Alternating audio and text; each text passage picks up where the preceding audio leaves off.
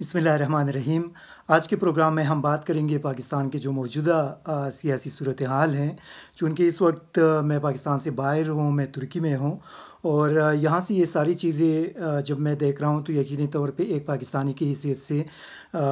بندے کے دل کو کافی بڑا دکھ بھی پہنچتا ہے، اور جب اپنے ملک کے اندر اس کی سیاسی مستقبل کو دیکھتا ہے تو یقینی طور پہ جو لوگ ملک سے باہر بیٹھے ہوتے ہیں تو ان کو بہت زیادہ درد اور دکھ پہنچتا ہے۔ چونکہ جو موجودہ صورتحال ہے، مجھے اسی وجہ سے بڑا اس پہ افسوس ہو رہا ہے کہ ایک مرتبہ پھر جو سیاستدان ہیں وہ قوم کے سامنے ایکسپوز ہو گیا، اور یہ جب عمران خان کی حکومت آئی تھی تو اسی وقت سے لے کر ان کے تقریباً پچھلے 3 سالوں سے ہم ان پہ تنقید کرتے رہے، اور میں ان صحافیوں میں سے ایک تھا جو ان کی معاشی پالیسیوں کو تنقید کا نشانہ بناتے رہے کہ ان کے جو معاشی پالیسیز ہیں یا ان کے جو قریبی لوگ ہیں ان کے وجہ سے ان کا جو ایک امیج بنا ہوا تھا وہ امیج عمران خان کا ختم ہو جائے گا، اور ان کی حکومت کو ان لوگوں کے وجہ سے بہت بڑا نقصان پہنچ جائے گا۔ اور اسی وقت بھی ہم انہی لوگوں کی طرف اشارہ کر رہے تھے کہ یہ وہ سیاسی لوٹے ہیں جو جہانگیر ترین کے ذریعے عمران خان اپنے تحریک انصاف میں ان کو جگہ دے چکے ہیں، اور یہ لوگ قابل اعتماد نہیں ہیں۔ اور آج وہی ساری چیزیں ثابت ہو گئے کہ آج وہی جو مختلف قسم کے لوگ ہیں جو آپ کے سامنے آ گئے ہیں کہ ان میں کون سے لوگ شامل ہیں، وہی لوگوں نے آج عمران خان کو سخت وقت میں اکیلا چھوڑا، اور انہوں نے ان کے مخالفت کرنے کا سلسلہ شروع کر دیا۔ حالانکہ ہونا تو یہ چاہیے تھا کہ اگر یہ لوگ واقعی اتنے قوم سے مخلص تھے، اور یہ جو پاکستان کے اندر جو وہاں پہ مہنگائی تھی، وہاں پہ بے روزگاری تھی، وہاں پہ جو ایک مشکل صورتحال تھی، اگر یہ واقعی اس سے پریشان تھے تو ان لوگوں نے اس وقت ریزائن کیوں نہیں دیا؟ اگر یہ واقعی اپنی پارٹی پالیسیوں سے اختلاف رکھتے تھے تو اس کے لیے یہی ایک مناسب راستہ تھا کہ وہ پارٹی سے ریزائن کر کے دوبارہ اپنے حلقے میں الیکشن لڑتے اور ایک دوسری جماعت میں جا کر وہاں پہ اپنے اسی موقف کو اپنے عوام کے سامنے رکھتے کہ اسی وجہ سے میں عمران خان کے ساتھ، ان کی حکومت کے ساتھ میرے اختلافات تھے، اور میں نے اسی بنیاد پہ ان کو چھوڑ دیا۔ لیکن آپ دیکھ لیں کہ ان لوگوں نے جو آج سندھ ہاؤس کے اندر سے یہ سامنے آ گئے ہیں، اور پھر یہ ان میں سے ایک MNA صاحب کو میں دیکھ رہا تھا تو وہ کہہ رہا تھا کہ میں خانہ کعبہ جانے کے لیے تیار ہوں کہ وہاں پہ میں قسم اٹھا سکوں کہ میں نے کوئی پیسہ نہیں لیا۔ یہ آپ بھی سن لے جو ان کی باتیں تھی۔ دل سے وہ کر رہا ہے، اور اگر کسی کو وہ ہے، خانہ کعبہ بھی ہے، وہاں پہ جا کر وہ کر لیں گے۔ نہ تو ایک آنا کسی نے دیا ہے، نہ کسی کی سیٹ کے اس پہ وہ کر دیں۔ ہر ایک اپنے دل سے ہم جائیں گے، اپنی مرضی سے جو کانسٹیٹیوشن میں ہمارا حق ہے وہ ہم کریں گے۔ مجھے سزا تو ملی ہے، میں تو مہنگائی کے خلاف بات کرتا ہوں، میں لوڈ شیڈنگ کے خلاف بات کرتا ہوں، میں ہلکے والا بندہ ہوں، چاہے مجھے اگلی مرتبہ میں MNA بنوں نہ بنوں، لیکن اس وقت ان کا حق ہے۔ اگر وہاں پہ لوڈ شیڈنگ ہوتی ہے، اگر وہاں پہ کیا کہتے ہیں، یہ دیکھیں، یہ ساری ان لوگوں کی یہی کہانیاں ہیں، اور ان لوگوں کی ماضی کو آپ دیکھ لیں کہ یہ پہلے کون سی پارٹی میں تھا، وہاں سے کس طرح یہ تحریک انصاف میں آیا، پھر کس طرح عمران خان کا نام کیش کر کے قومی اسمبلی کا رکن منتخب ہوا۔ ان سارے لوگوں کی یہی صورتحال ہے، اور اسی وجہ سے ہم پاکستانی سیاسی جماعتوں پہ یہی زور ڈالتے رہے کہ پلیز ان لوٹوں کو اپنے سیاسی جماعتوں کے اندر جگہ مت دے۔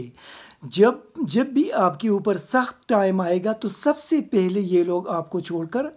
چلے جائیں گے، اور وہی چیز آج عمران خان کے ساتھ ہوا۔ ابھی یہ اگر پیپلز پارٹی اور مسلم لیگ نون میں جا رہے ہیں تو کل یہی چیز ان کے ساتھ بھی کریں گے، کیونکہ ان میں اکثریت آپ دیکھ لیں، کوئی پیپلز پارٹی سے آیا ہے، کوئی جو ہے مسلم لیگ نون کو چھوڑ کے عمران خان کو جوائن کر چکے تھے۔ یہ ابھی دوبارہ وہی لوگ غلطی کر رہے ہیں، ان کو اپنے ساتھ لے کر جا رہے ہیں۔ تو اسی وجہ سے مجھے یہی لگ رہا ہے، جو عمران خان کے پچھلے 2-3 جلسے میں نے دیکھے، اور جو یہ 27 تاریخ کو اسلام آباد میں لوگوں کو اکٹھا کر رہے ہیں، تو مجھے خوف یہ ہے کہ ابھی پاکستانی عوام یہی سوچیں گے کہ یہی لوگ ہیں جن کی وجہ سے ہم تباہ ہو گئے ہیں۔ پچھلے 7 دہائیوں سے پاکستان تباہی کا شکار ہوا، خواہ ان میں ڈکٹیٹرز آئے، ڈکٹیٹروں نے بھی تباہ کر دیا، اور جب یہ سیاسی لوگ آ گئے تو ان لوگوں نے بھی پاکستان کی قوم اور پاکستان کو نہیں بخشا اور پاکستان کو آج اسی حالت پہ پہنچا دیا کہ ہم لوگ جا کر IMF کی منت سماجت کرتے ہیں کہ آپ ہمیں پیسے دے دیں کیونکہ ہمارے پاس پیسے نہیں ہیں۔ ریسنٹلی ابھی جب عمران خان روس گئے تو اس کے بعد پھر یہ ساری چیزیں شروع ہو گئی، کیونکہ جو پاکستان کی فورن پالیسی تھی وہ ایسا دکھائی دے رہا تھا کہ وہ مغرب کو چھوڑ کر وہاں پہ رشیا اور چائنا کے ساتھ تو آلریڈی بڑے قریبی تعلقات ہیں، لیکن روس کے ساتھ پاکستان بہت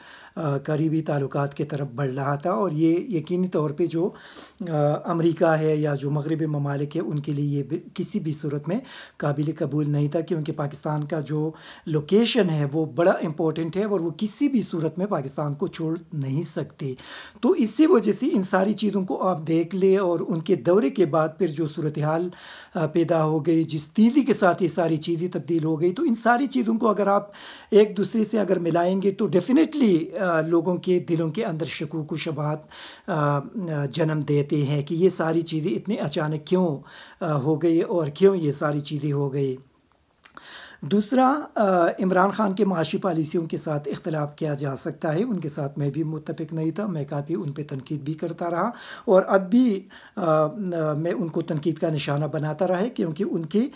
پارٹی کے اندر جہانگیر ترین جیسے لوگ جو موجود تھے، جنہوں نے اپنے ذاتی مفادات کے لیے کبھی چینی کا اسکینڈل آیا، کبھی پیٹرول کا اسکینڈل آیا، کبھی آٹے کا اسکینڈل آیا، کبھی دوسری چیزوں کے اسکینڈلز آ گئے، اور اس ساری چیزوں کے پیچھے جو میڈیسن اور ان ساری چیزوں کے پیچھے جتنی بھی اسکینڈلز آ گئے ہیں، یہ وہی لوگ تھے جو ان باقی سیاسی جماعتوں سے آ کر ان کے ساتھ شامل ہو گئی، اور پھر انہوں نے یہ سارے کارنامے سر انجام دیے، اور ابھی اسی وقت جب عمران خان مشکل میں ہیں تو انہوں نے اسی مشکل حالت میں ان کو چھوڑ کر انہوں نے پیسہ بھی بنا دیا، ان کو عمران خان کو بدنام بھی کر دیا، ان کے معاشی پالیسیوں کو بھی تباہ کر دیا، ہم جیسے لوگوں کو نقصان بھی پہنچ گئے، پاکستان کے جو عام تنخواہ دار طبقہ تھا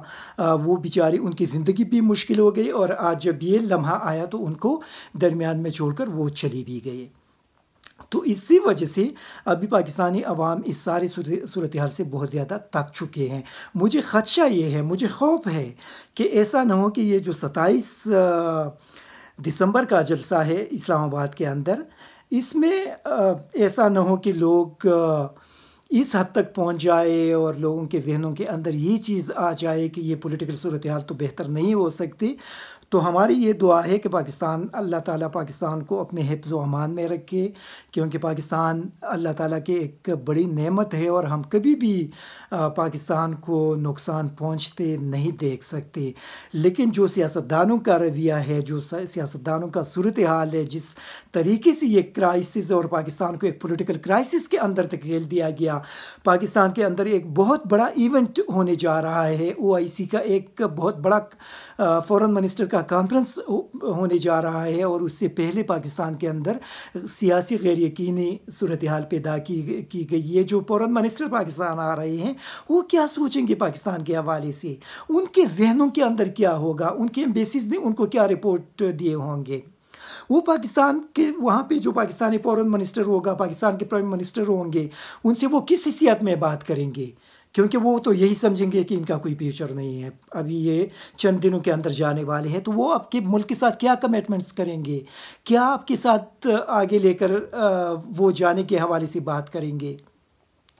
تو جو کچھ بھی پاکستان کے ساتھ ہوا، یقینی طور پہ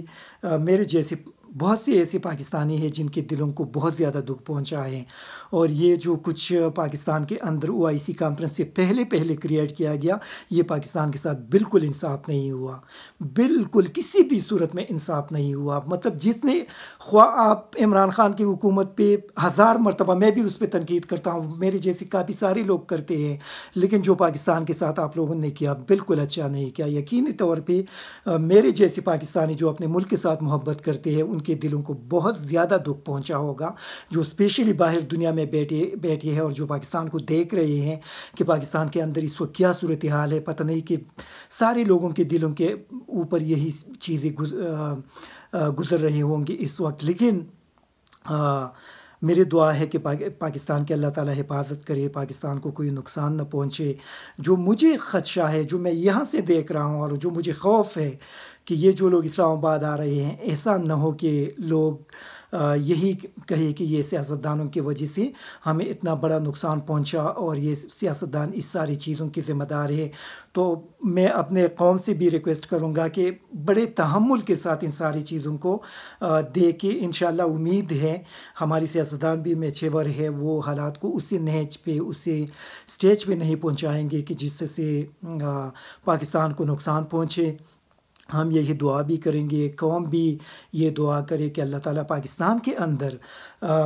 ایسی حکومت لے آئے جو ایماندار لوگوں کی حکومت ہو. اور پاکستانی قوم سے بھی میں یہ ریکویسٹ کروں گا کہ پلیز مزید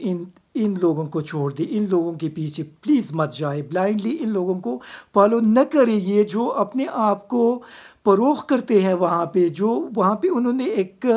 منڈی لگائی ہوئی ہے اور وہاں پہ اپنے آپ کو بیچنے کے لیے پیش کرتے ہیں. کل آپ لوگ ان کو دوبارہ ووٹ دیں گے, پلیز ایسا مت کرے, پلیز ان لوگوں کو ووٹ مت دے. آئندہ الیکشن میں ان لوگوں کو مسترد کرے, ان لوگوں کو کسی بھی صورت میں سپورٹ نہ کرے, کیونکہ آپ لوگ ان کو ووٹ دیتے ہیں. آپ لوگوں کے ووٹ پہ یہ قومی اسمبلی صوبائی اسمبلی میں پہنچ جاتے ہیں اور وہاں پہ کبھی سینٹ کے الیکشن میں بیچ جاتے ہیں اور کبھی اس طرح کے کرائسس میں باقی جو سیاسی بڑے ہیں وہ ان کو خریدتے ہیں. تو پلیز آپ لوگ ان لوگوں کو ڈسکریج کریں, ان کو ووٹ نہ دے پلیز. آئندہ الیکشن میں ان لوگوں کو جب بھی یہ آپ لوگوں کے گاؤں میں آئیں گے, آپ لوگوں کے شہروں میں آئیں گے, تو آپ ان کو ان کے جلسوں میں نہ جائے, ان کو وہاں پہ ان کے سامنے کہے کہ آپ وہی لوٹا ہے کہ آپ نے ہم نے آپ کو ووٹ دیا اور آپ نے ہم لوگوں کو وہاں پہ صرف پیسے کی خاطر آپ نے ہمیں فروخت کر دیا. تو پلیز ان لوگوں کو آپ ڈسکریج کریں. جب آپ ان لوگوں کو ڈسکریج کرنے کا سلسلہ شروع کر دیں تو پاکستان کے اندر شاید کہ یہ سلسلہ ختم ہو جائے گا. Thank you very much. ISTV Pakistan کو سبسکرائب کریں اور بیل آئیکن کو دبائیں مزید ویڈیو اور اپڈیٹس کے لیے.